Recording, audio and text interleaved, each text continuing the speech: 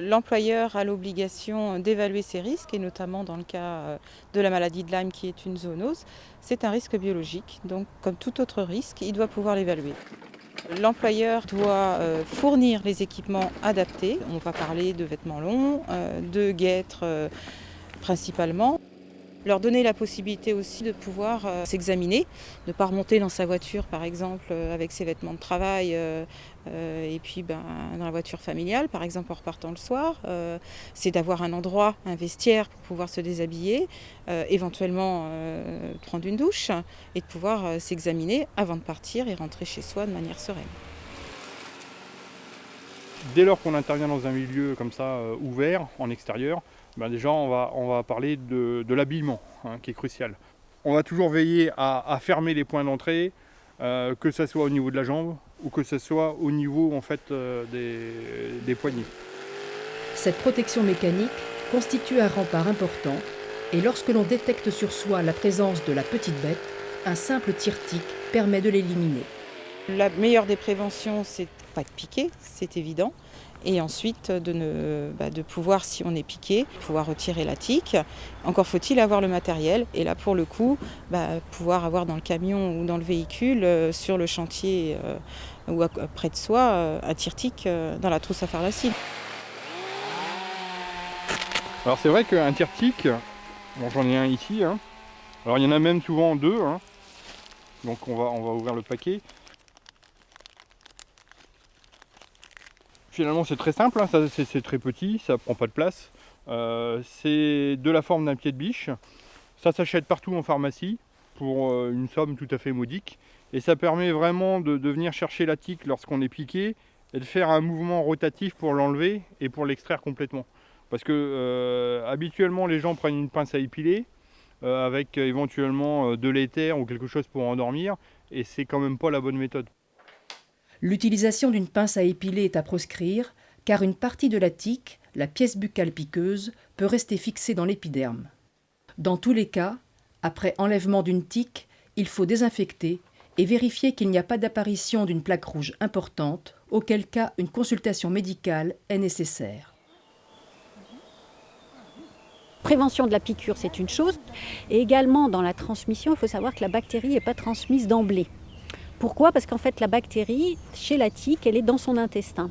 Et c'est l'arrivée du sang de l'hôte dans l'intestin qui va déclencher la migration. Donc, on a un délai pour l'extraire avant d'être contaminé. Alors, on dit un minimum de 12 heures parce qu'en fait, la bactérie qui migre de l'intestin vers les glandes salivaires où elle va être inoculée, ça prend environ 12 heures. Donc, c'est en général ce qu'on dit. Quand on revient d'une zone, il faut toujours se regarder tout de suite pour éviter qu'il y ait transmission. Mais dès qu'on est piqué, on n'a pas forcément une maladie de Lyme. Ça, c'est très très important. 5 à 20% des tiques sont porteuses de la bactérie. Le risque de contracter la maladie de Lyme lorsque l'on se fait piquer dans nos régions se situe entre 1 et 2%. Il faut de l'information, mais de l'information qui est juste. C'est pour ça qu'on est sur le terrain, qu'on travaille au laboratoire, pour avoir l'information la plus juste possible, pour essayer d'informer au mieux, et qu'en termes de santé publique, on ait donc justement des messages d'information qui soient clairs, et que les gens n'aient pas cette psychose vis-à-vis des tiques ou vis-à-vis de la maladie de Lyme. Elle existe, elle circule. C'est pas parce qu'il y a des tiques dans l'environnement qu'on ne doit pas aller se promener. On se protège. Vêtements clairs couvrants. Alors, si vous le voyez, on a aussi les pantalons dans les chaussettes. Après, le rôle de prévention, c'est aussi d'insister sur le fait que la personne exposée est la première sentinelle de la maladie. C'est vraiment effectivement l'opérateur qui travaille dans ce milieu-là. Donc déjà savoir connaître ses risques, les évaluer effectivement, et puis du coup de pouvoir en parler. Pouvoir faire le lien, notamment auprès du médecin, et de se dire, moi je travaille en forêt, moi je travaille avec des animaux, j'ai été dans cette saison-là dans le milieu des fougères, des herbes hautes, et j'ai peut-être été en contact avec une tique. Le rôle du patient est très important, notamment dans la prévention de cette maladie. C'est le patient qui va être au centre de sa prise en charge de santé. Cette petite bête, je ne vais pas vous dire que je l'ai apprivoisée. Mais cette petite bête, elle ne me fait pas peur. Parce que si on en parle, elle n'arrivera pas, puisqu'on sera soigné avant. C'est ça, il faut en parler.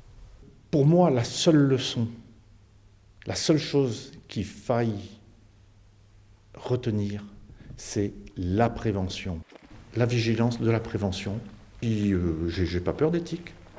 Et je sais que chaque fois que je me promène en campagne, je suis vigilant. S'il existe des cas graves et invalidants, la maladie de Lyme se manifeste dans la grande majorité des cas par des érythèmes migrants. Ils sont souvent bénins, à condition d'appliquer une surveillance et un traitement médical adapté afin d'éviter tout problème ultérieur.